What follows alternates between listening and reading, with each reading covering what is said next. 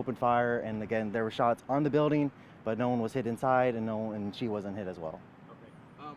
Do you know if I know you said the building was hit? Was he aiming at her? Was she the target? Yes. Or so she was the target. She was the target, and and then the missed, and then the building was behind it. Yeah. Okay. And then protesters. There was a protester that was outside on the sidewalk, observed the shooting occur, and then he engaged with that suspect and returned fire, and then he fled from there after that occurred. And no injuries. We don't know if the suspect's injured. He hasn't. We do have a idea, a possible suspect, but he's at large right now. He's not in custody yet. Any description of the vehicle that they fled in? He didn't flee. He was on foot. He didn't flee in a vehicle. If he's on foot, is it a concern to you all right now? At this time, we had officers canvassing the area. We've been in the area. This occurred at 8:30, so we've been out here for a while looking for the suspect. We're still actively looking for the suspect.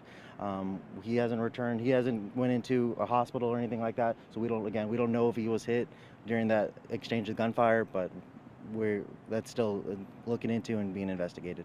You mentioned the protester who engaged with him did have a license. Yes, he has a handgun license carrier. And this suspect that's still at large. At this point, should people be concerned? Do you all? Because I know you said you found a weapon that you believe could have been involved. So do you all believe he's still armed, or is that if that's the weapon, he's probably not armed? Yeah, we want to say that that was the weapon that he used, but again, I mean, we don't know if he had multiple weapons or anything like that. He used one weapon, but doesn't mean that he doesn't have others. So, but that we did recover a weapon close to the scene. We believe that was his.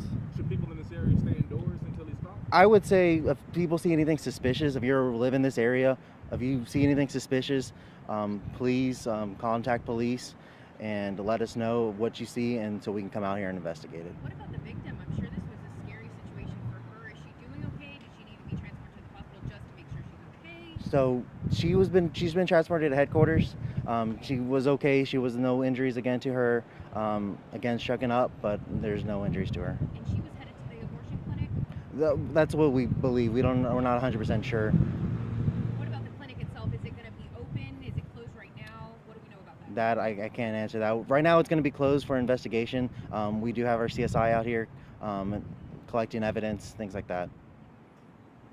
You describe it as an abortion clinic. Is that the only thing that's done here, or are you guys under the impression that It's a women's reproductive services clinic. so they have other services? Yes. We're not.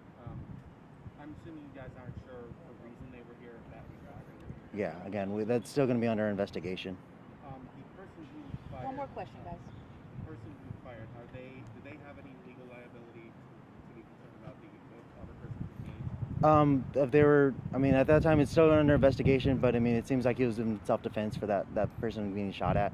So, I mean, you have the right to defend somebody else. I'm sorry. No, let me get one more question.